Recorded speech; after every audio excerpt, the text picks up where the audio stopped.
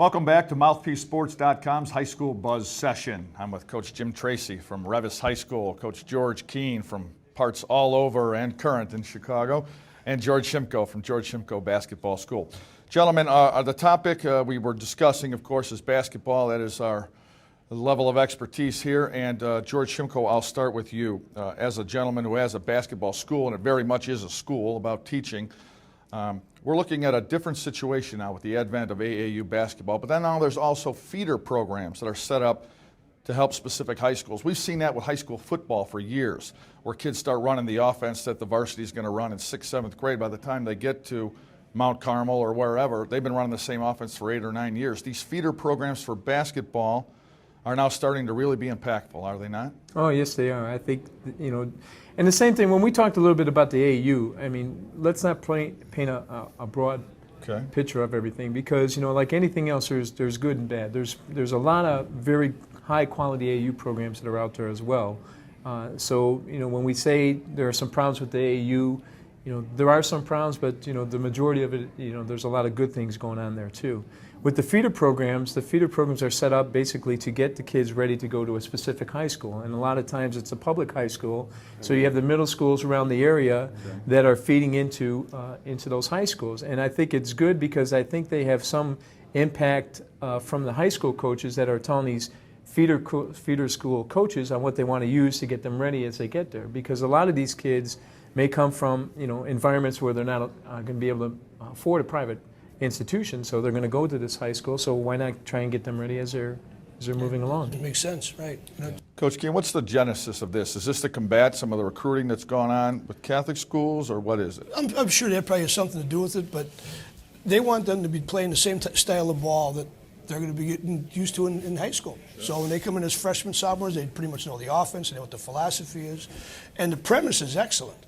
But sometimes, in the purity of the game, some skills are lost. If you happen to be playing in a system that plays a lot of zone and full court pressure, that's what you're going to be playing from the time you're 5th, 6th, 7th, and 8th grade till the time you're a senior in high school. And you may be great at it, and your team may win a lot of games, and then the college may see you and say, this kid hasn't played any man-to-man defense in 8 years. This is going to be tough for him. Mm-hmm. That may hurt his chances of going at a different level. Instead of going Division I, he may have to go Division II. He may not even have a chance to play and have to walk on someplace. The flip side is, if you're playing in a program that really, really specializes and you have a great basketball background, those kids coming out of there may go Division I when they should be Division II players because they've been playing with real good, solid, fundamental work. And again, the bottom line is the kids. And I think the three of us would agree. The one thing that I've always seen, and something that I think our philosophies are probably, I hope I don't want to speak for you guys too much, but no, you can speak one thing one thing that I've always felt when I was in school, I had a teacher who said, people forget that kids are someone today. They're always worried about what they're going to be tomorrow. So between the parents and the coaches and the teachers, he's going to be a doctor, he's a freshman in high school, they already know that. You're going to go to UCLA, you're going to be a starter at the left tackle, I already know that.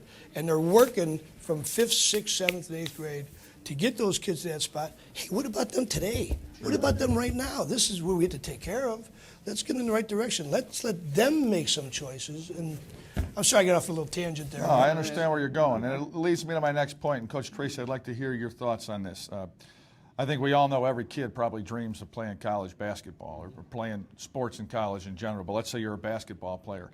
And not everyone's going to North Carolina or Illinois or Indiana, and there's nothing wrong with that. But kids today and parents today, I think, are very focused on that scholarship.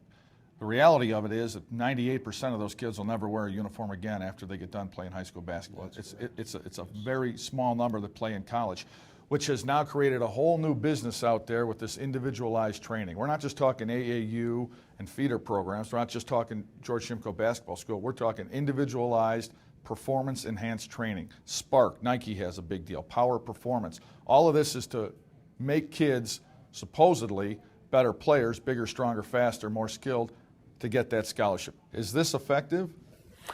I think it can be effective, but I'm a kind of a crusty old fart now, and I got to say that the best way for you to get better at the game is to play the game. And I think that that's something that's being missed. I think that You know, when we were growing up, we didn't have parents organizing everything for us. We went out and we played. And now our society has become so parent dominated in terms of we want this and this and this for our kids, and this is how we're going to help them get better.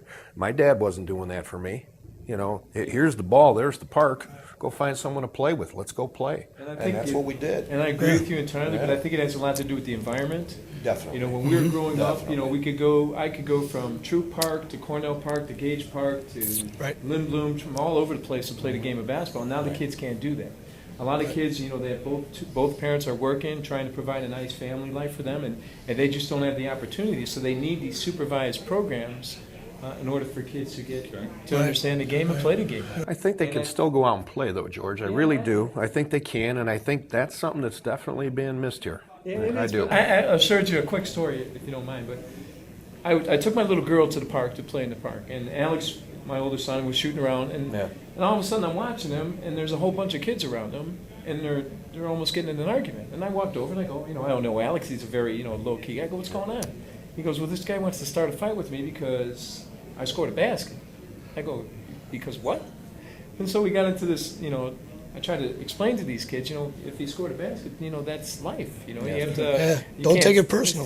You can't start a big argument and have a fight over it. But I think a lot of these performance programs that we're talking about, you know, it's the number one thing is to try and get that college scholarship.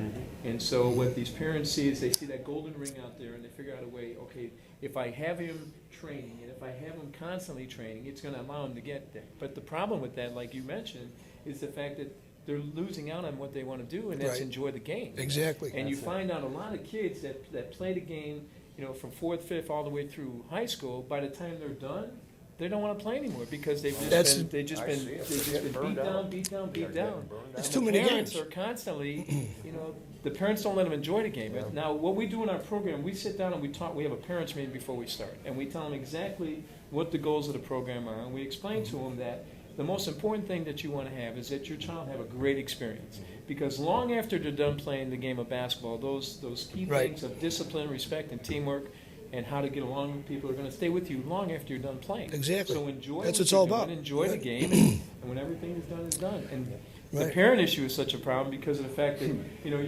after a game is over with, you know, these parents are going crazy. They're arguing about it. And the kids are over at the concession stand having a blast, and they couldn't care less who won or lost. They're just happy with what they did. Coach Tracy, you've coached high school basketball a long time, and I'm not going to ask you for specifics, but obviously George has touched on something here when we're talking about parents and parental involvement.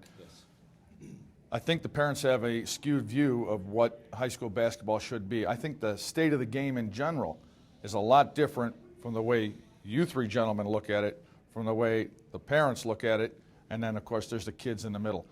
The state of basketball today, whether it be sportsmanship, high school basketball competitiveness, what George just talked about, you know, a near fight on the playground because the kids scored. What is the state of the game of basketball today? It's not as pure as it used to be. I think we know that. Yeah, Bob, that's a tough question. You know, the game should be about having fun. It's a game, and I think we're losing that. And you know, everybody here has alluded to the fact that, you know, there's that gold ring. George mentioned that gold ring, that scholarship down at the end, and we're missing all the stuff in the middle. And so if you're talking about the purity of it, that's where the purity of it needs to be. It needs to be about playing the game, having fun, getting better, learning the life lessons that the game teaches us. You know, that's what matters. Statistics show these kids, if they finish playing high school, if they're fortunate enough to be varsity players in a program, they are not going to go on to play at the next level. A very, very select group does that. What have you learned from this game? You know, what has it given to you? How has it affected you and made you a better young man, a better young woman? To me, that's what it's about. That's what we better be teaching. I think we've learned a lot from you three gentlemen today, so I want to thank you for your time and appreciate you coming out to the Grotto here in Oak Brook. Stay with us. There's definitely more coming up next time on MouthpieceSports.com's High School Buzz Session.